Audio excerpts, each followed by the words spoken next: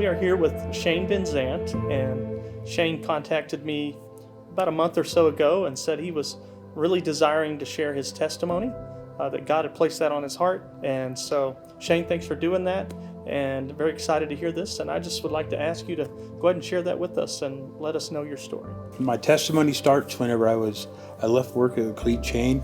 I was working nights, and I was on my way to St. Joe to get more drugs. As I was driving, I came up to the Savannah exit.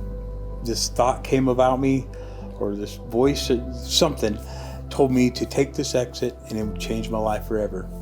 Needless to say, the next thing I know, I woke up to a police officer telling me I was under arrest for possession of drugs. So I went to jail, I got bonded out, and needless to say, I wasn't ready to quit. And I continued to use drugs. I got arrested again, sent back to jail on April 11th. And on April 12th, I woke up out of my bunk early in the morning, and there was a gentleman in the day room. He had this calmness, this peace to him, this something that I just never saw before. And before I knew it, I was getting out of my bunk and going up to this man and I sat down beside him, and I was like, how are you so happy in a place like this?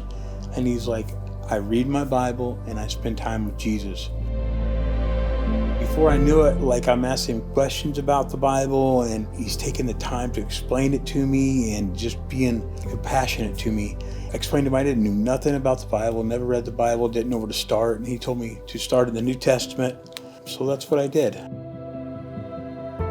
As I get released from jail, I'm put back on house arrest until my court date. I go there to the judge and the prosecutor, and they both believed in me. Now I'm a 7-time convicted drug felon.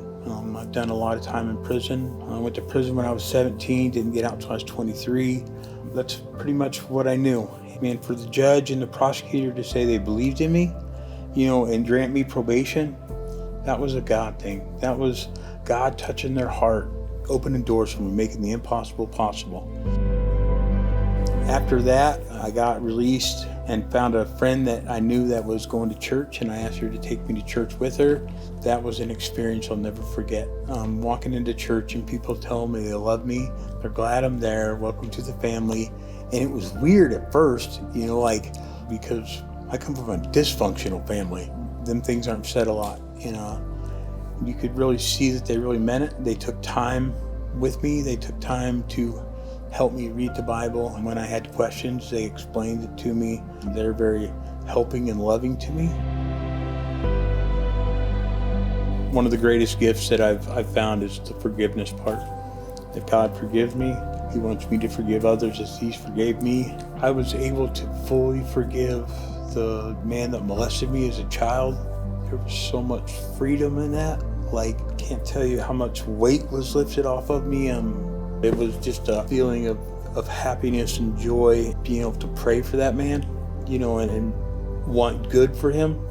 I was able to forgive my parents, learning that they did the best they could.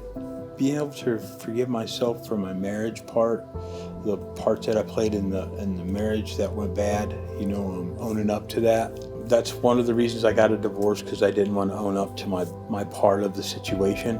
God's he came in and amended that. And when I put my will in it and wanted the divorce because I wasn't man enough to deal with the situations, and then God brought that to me, I was able to go to my ex-wife and be totally honest about the cheating, about the drug, and everything that I did, and for her to forgive me and still love me, that was big,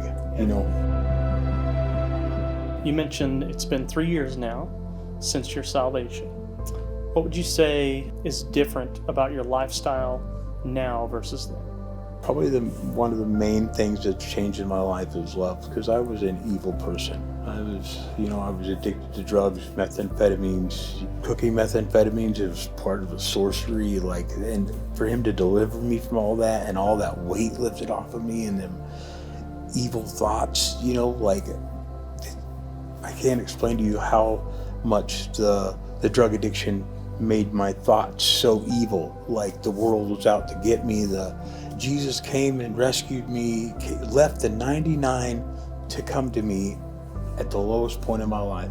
You know, I'm sitting in a jail cell, just pretty much homeless, drug addict, no future, looking good, you know, and he just came and loved on me, man. That's one of the greatest things that's happened about, is, you know, because when I was growing up, love was kicking me or calling me names. You know, that was kind of I love you, you know, or I wouldn't do this if I didn't love you, you know, Yeah. like used it as a tool instead of what it's meant, you know.